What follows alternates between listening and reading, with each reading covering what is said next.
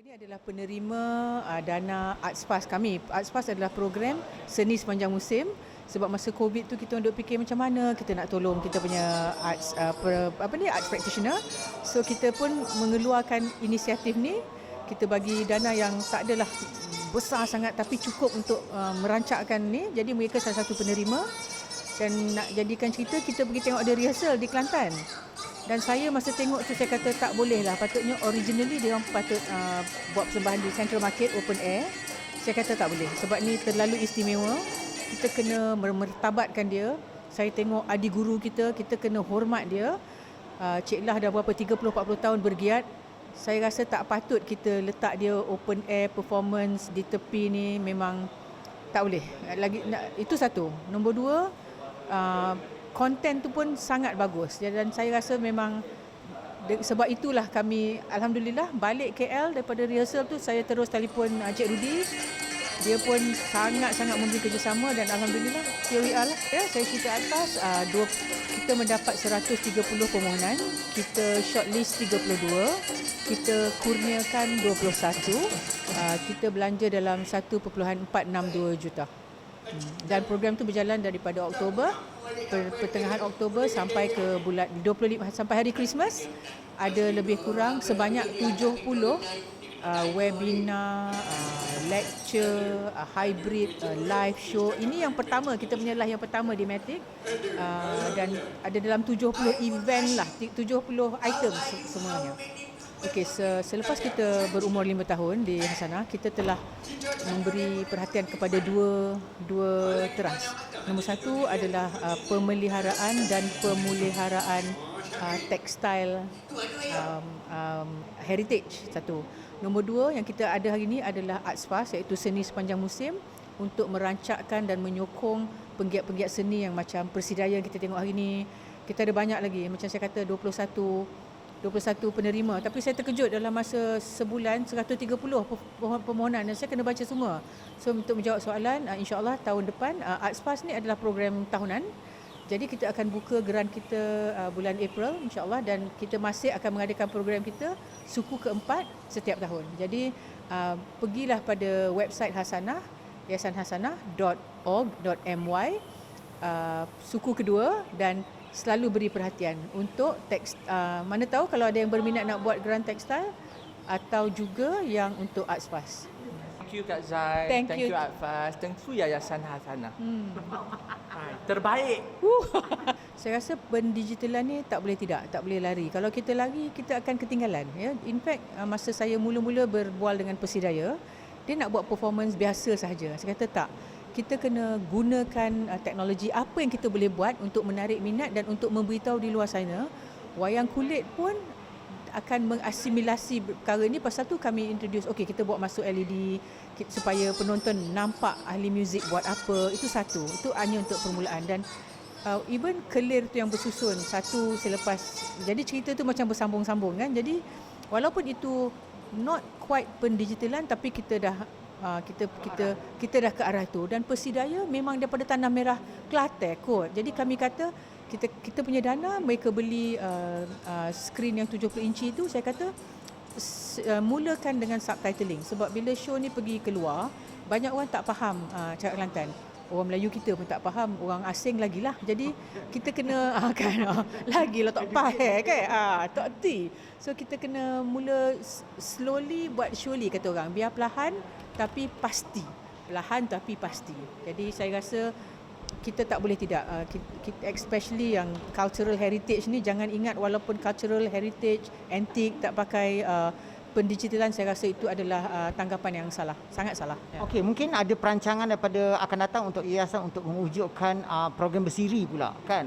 Mungkin kita akan wujudkan satu program bersiri yang mana satu platform yang mana orang datang show, tapi lepas bagi mereka yang tak lepas show nak tengok kat mana.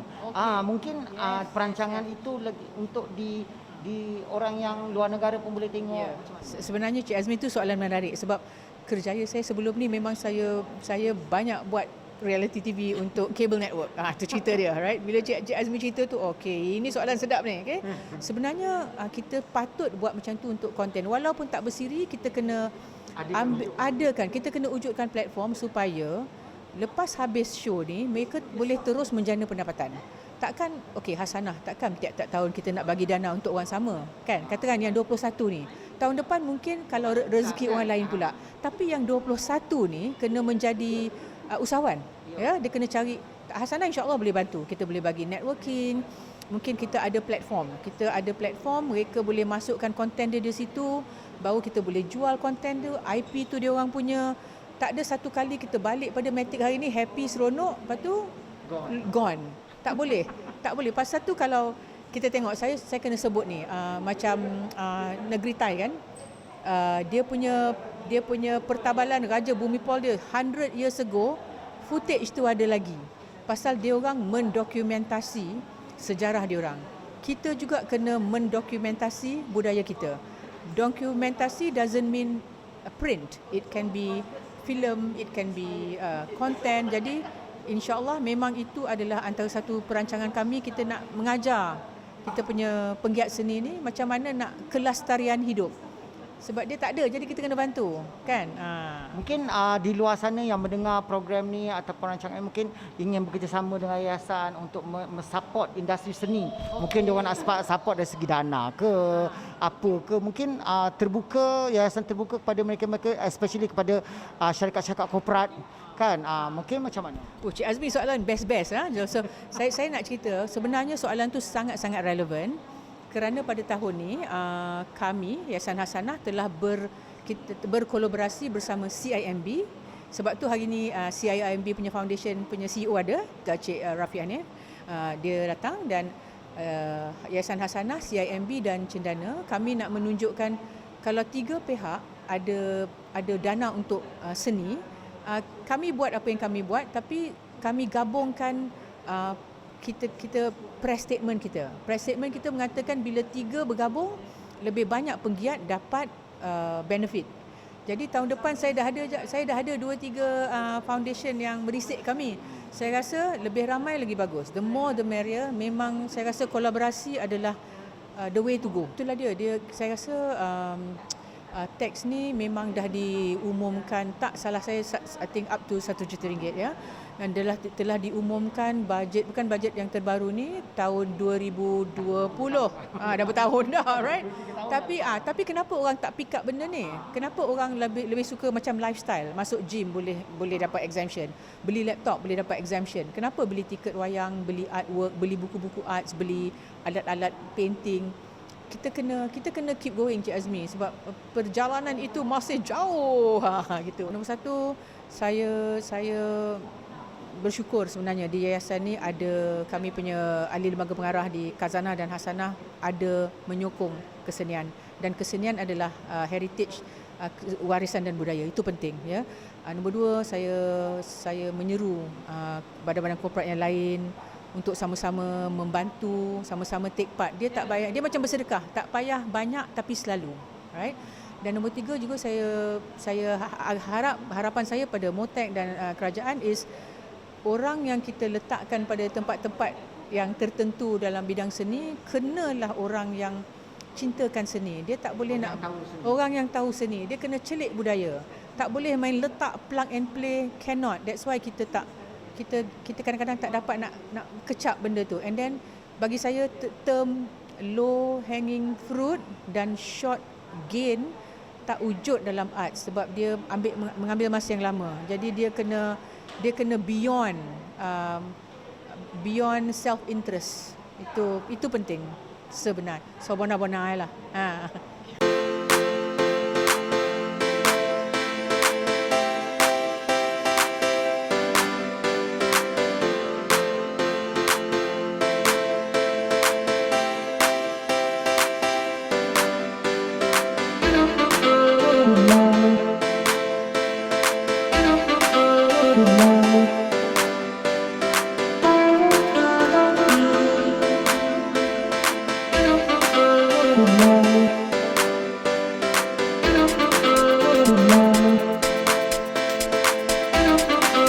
Thank you.